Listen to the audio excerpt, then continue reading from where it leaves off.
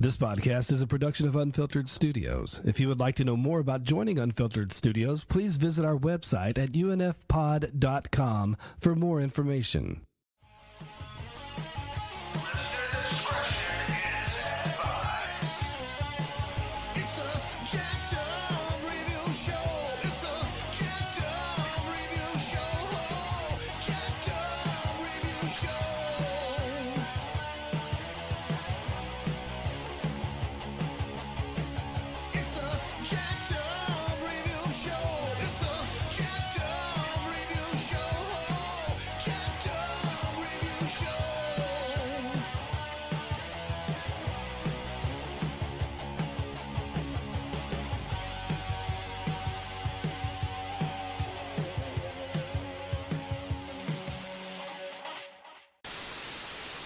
Y'all need to read Blade Runner Origins comic 2019. That's good shit too. I've read the comic book of Blade Runner 2018. Did you read? I can't wait. Did you read Origins? Did not read Origins. I just read the one with, like, I think it was the female cop who was investigating Will his said missing daughter. Will said they adapted the Electric Sheep book in 2009 by Boom Comics. I heard about that, but they took the entire text of the comic book or the book and put that in the comic book. So you got these pages of great visuals, but then every box is just the text of the book just into there. It's like a lot of thought bubbles everywhere. Yeah. Gotcha. Oh, I fucking... That. So I don't know if I want to go bother with that. I'd rather just read the book again. All right. Thank you all for being here. It's always a delight. So we were having a very intense Blade Runner chat, and I hadn't brushed up on the comics yet, but now I have. So to update that previous comment that, I need to get to that. Well, I have. I'm all caught up. So the beauty of Blade Runner is, while it is very complex, it's never incoherent.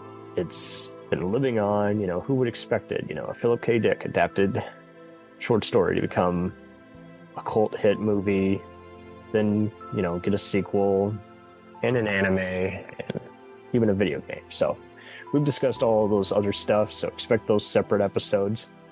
But in this case, I'm just going to give you the nitty and gritty on what stood out about these comics. And it's also awesome that, they put the year of the alternate future in their titles. So Titan Comics, in this case, released a very cool earlier story featuring an earlier detective in the futuristic LAPD, Cal Morrox.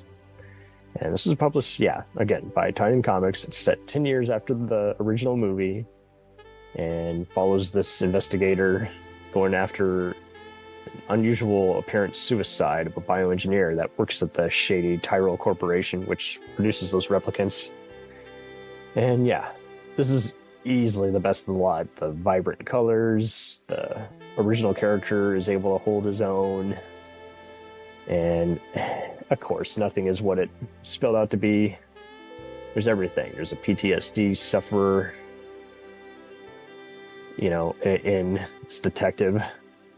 I love how just all this extra reasonable doubt before all the guns start getting waved and all the other sleazy elements come to light, and it's set in 2019 and just a must read. Just very, very intense. Asa, the replicant, has escaped, and she teams up with Cal, and she has the consciousness of the so-called dead scientists, so therefore they're going to expose a conspiracy by Iora, another evildoer, before the city burns to the ground. And it's because Aura is, part of a secret program to transfer these human consciousness into the replicant hosts, and she's launched an all-out attack, determined to flush out and kill Nia. And Nia is, of course, she's got baggage. She was once part of this covert program, and she's like, no more. And I love that tagline: the slums of LA are ablaze. So this takes the cake. And you don't have to read any of these in order, just to be clear. But it helps, obviously, but yeah. But this is set, in. I take it back. It's actually set in an alternate 2009, even though it was published in 2021. So sorry about that. But yes, the next one, and this is where it gets confused. The 2019 series, and this had Mike Johnson and Michael Green, one of the writers of the newer movie, working on this one. This features Ash, LAPD, Blade Runner, and it is just a little more intense. And this won a 2020 Scribe Award for Best Graphic Novel. But yeah, I like how Ash, she can't stand these Blade Runners. And she's, again, it's published by Titan Comics, and again, she's going into the outer off-world colonies, trying to expose a conspiracy that could bring down an empire. This plays out kind of more like Altered Carbon in a way, where it's more actiony, so it can get a little repetitive, but it is very well drawn and very engaging. The next one up, 2029, also came out in 2020, and it continues the Ash character. And I love how this character, also suffers from a rare spinal condition, and her mother left the night after her diagnosis for the affluent colonies to earn money and send it back to support her while she was being cared for by her grandmother. And it's good at exposing some of the underworld, people who are, blackmailing her. And her grandma runs a food stand, is annoyed by the officers, the police who come in refusing to pay. And apparently the cosplayer reminisces, a Ukrainian-born actress and musician, portrayed the Ash character on all the 2029 covers. So I think that's cool. Just the script writers were impressed by how she looked. They're like, yeah. She apparently had done other characters like Elle from Black Lotus, more on that later, and Joy from the sequel. So I think that's cool that 2049, just sequel opened up all these extra comic books, and just so much that happened in between.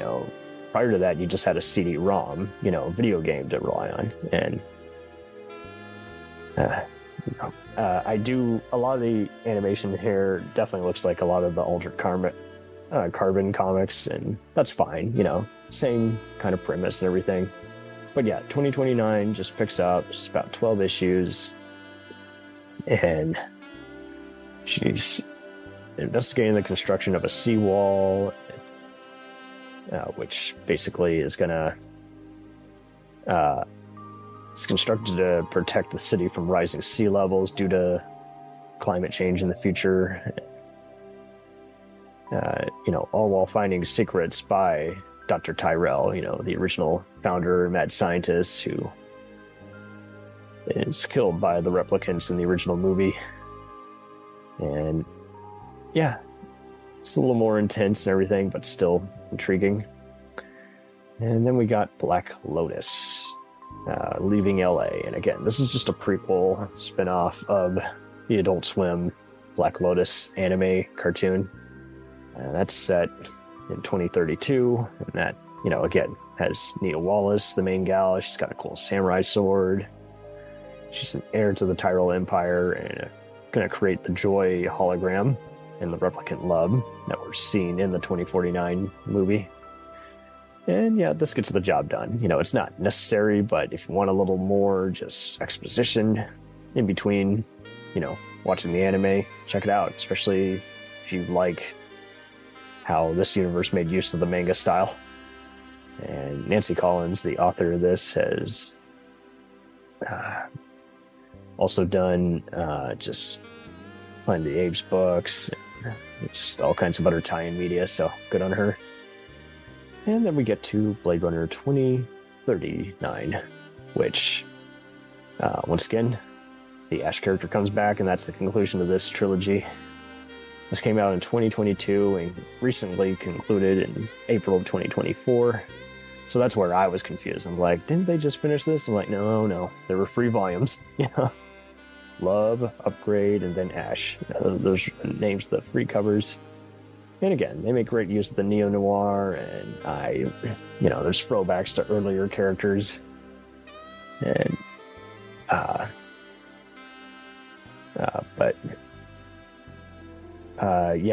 Isabel, who's the wife of Alexander, an employee of the Kanan Corporation, basically following a blackout that affected LA for 10 years in this alternate 2022. This shady corporation decided to seize the Tyrell Corporation, but even more prohibition on replicant production. But they hired a number of the engineers to illegally purchase this obedient replicant series of Nexus 8s, and those are portrayed again, in both the 2049 movie as well as Black Lotus TV show. So I think that was cool that, again, it's not just, it never ends with just one bad apple, just like Skynet, the corporation in the Terminator films, there's always somebody. And I like how, again, Isabel Gal, she's replaced by a replicant, and she's going to research Neander Wallace.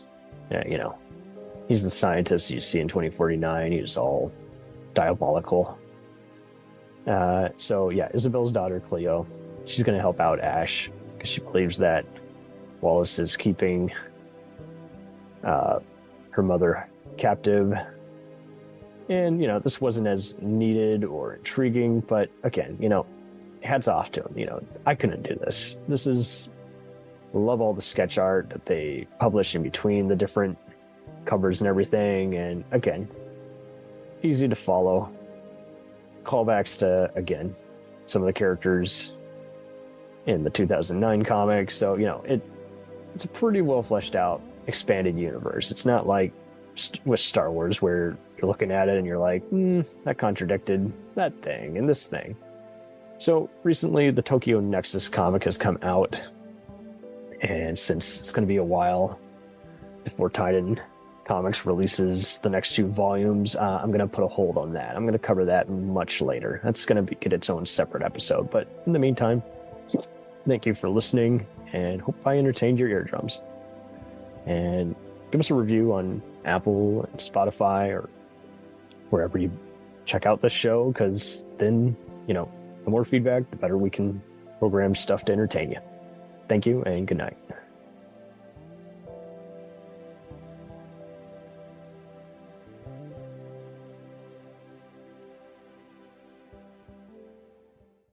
We'll return after these messages.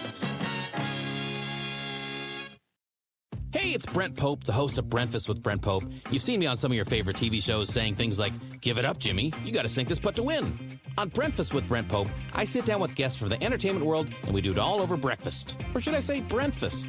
Every week on Brentfast, you get inside Hollywood info and tips, great breakfast recs and foodie debates. Most of all, you get the most delightful 30 minutes of your week. So dig in, it's Brentfast time. Listen at Brentfast.com, Apple Podcasts, or wherever fine podcasts are found. Do you ever find yourself thinking about who would win in a fight between Goku and Superman?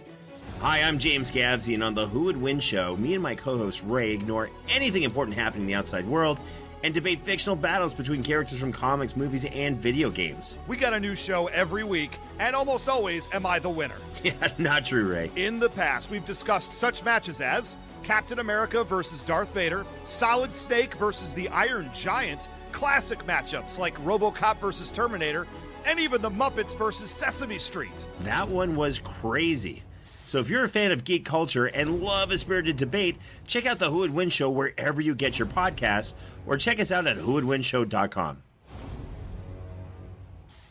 Cool thing about Blind Knowledge is we are in multiple countries. We are worldwide all across the globe.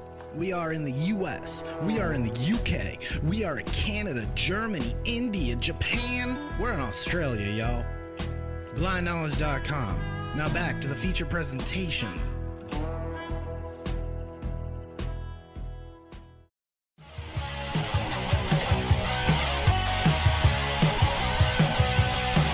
Follow us on the web on Facebook, Twitter, and Instagram. The podcast is available on Podbean, Spotify, iHeartRadio, Anchor, Apple, and anywhere else podcasts are available. Feel free to review our show and leave comments on any of those sites. Thanks a million for listening. It's a jacked up